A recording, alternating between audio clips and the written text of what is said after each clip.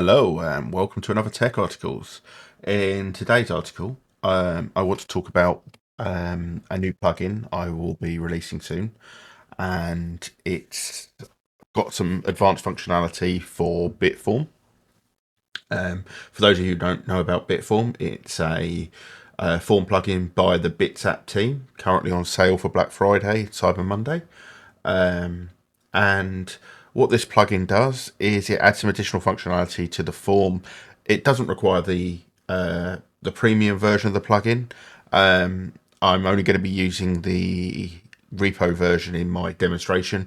Obviously, you can use the pro version. You'll just need, if you need additional fields or items that you can only get in the pro version, you can use that. So for this demonstration, we need to do a few things, and I'm going to do them and explain what I'm doing. The product allows you to return a response back to a form, and I suppose the easiest way to do it, to explain it, would be, let's say you wanted to generate a certificate using a form. You could then return that certificate back to that form, already done through your AI program, and back. So in my case, for my automator here, I will be using Flowmatic, which is installed on a separate domain to the InstaWP instance that I'm using here to showcase this. And I'm only going to do a quick showcase of some of the details. I'm going to try and keep this brief, and hopefully you like what you see. Now, the first thing I need to do is go to response for Bitform and install my license key, which I will use License Buddy to do. And I've now got a licensed version of response for Bitform. And the next thing I'm going to do is go over here and take this form ID. Now, I've just created a simple form here. Let me edit this on another tab with just a single. I'm just going to add a single text field to it here, and let me move those around. There we go. What the field is for doesn't actually matter, but we're just gonna call it is text12. We need that in a minute. I'm going to push update, and we now have this form, which is form 1.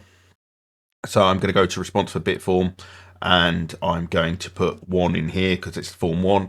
And then I'm going to go over to my Flowmatic instance, and it doesn't have to be Flowmatic. I have tested this with Pabbly. I would imagine it would work with them all if they've got an API module. And we'll go over to that in more details in a second. And I'm going to save that. So we now have linked form 1 to this webhook. So the next thing I'm going to do is make a new page.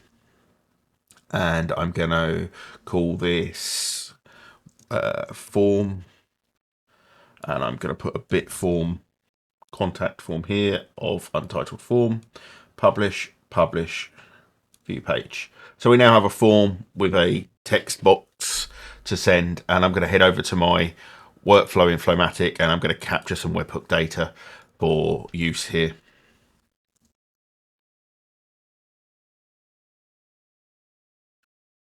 Now you notice I haven't used, I'm just going to refresh that page so it's not waiting for a response that's never going to come.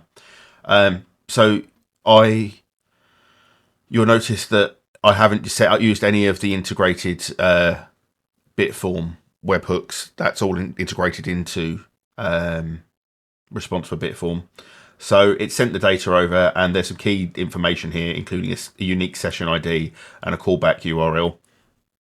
And we're going to need those along with the form ID to build our response. So in Flowmatic, I have a simple flow triggered by that webhook that then loads a PHP function that runs for 15 seconds to sleep.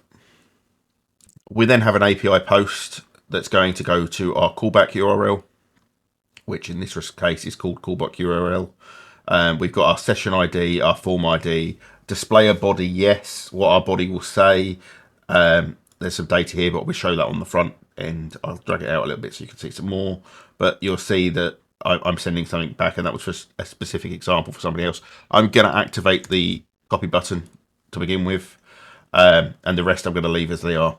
I'm going to save that workflow, and I'm going to head back over to our form. And actually, let me copy this quickly, stick in a value here if I can. This is your workflow. Save workflow. With a bit of luck, that's now saved, and we can access that. So test.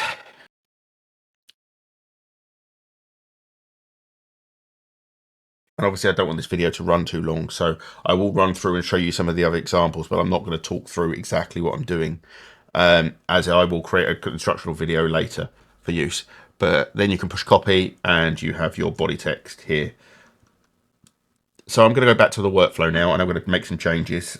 And I'm going to, for the first thing I'm going to do is not display the body, and I'm not going to display the copy button. So now it wouldn't return anything, but I'm going to tell it has an image.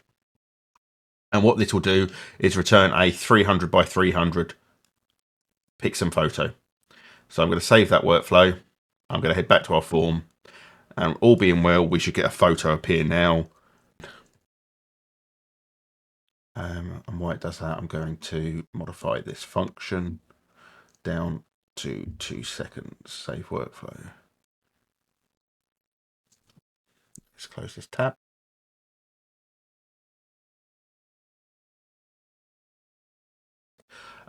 So we now get a photo returned. Now we should be much faster now moving forward. So I'm now going to close these back down so that you can see better. And I'm going to turn off has image to a no.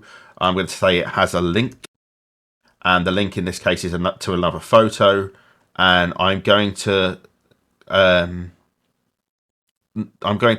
first put a custom link text in, which is awesome photo. I'm not going to show it without a custom link text where it just says visit link.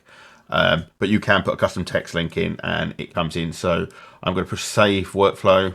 We're now saying it has a link and it has a custom text link. And in this case, it'd be a link to a 200 square image from Pixum. So image submit. And immediately, now we're down to 2 seconds. It came back almost immediately. Awesome photo. If we go back, we get to our 200 by 200 photo. So that's how it works. And I'll do one more, which is no for has link, and that will turn links off. And I put has PDF, and it will then display this PDF URL.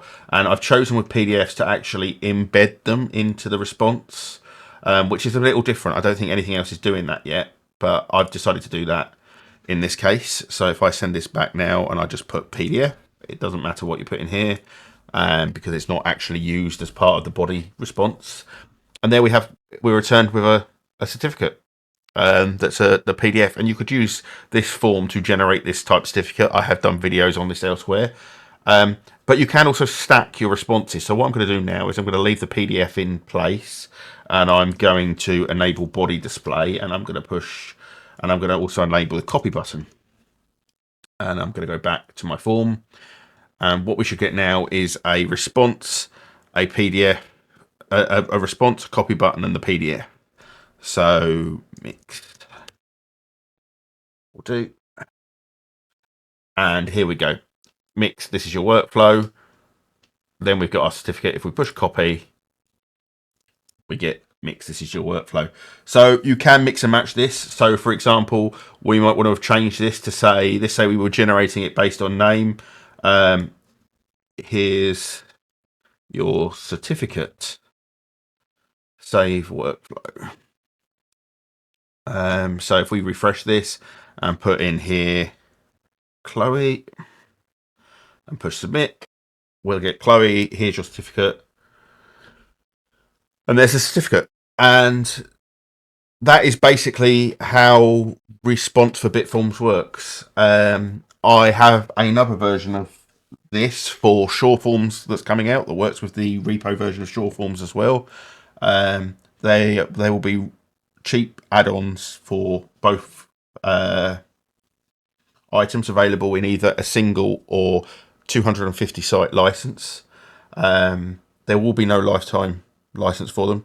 So I've setting up a wait list. I just need to change the video once this video is recorded to put here. You can join the wait list to be told when it responds. And yeah, please let me know if you're interested. Please join the waitlist. I will put a link to both the response for Bitform waitlist and also the response for SureForm waitlist in the post, in the video post. And yeah, please let me know what you think. Thank you very much.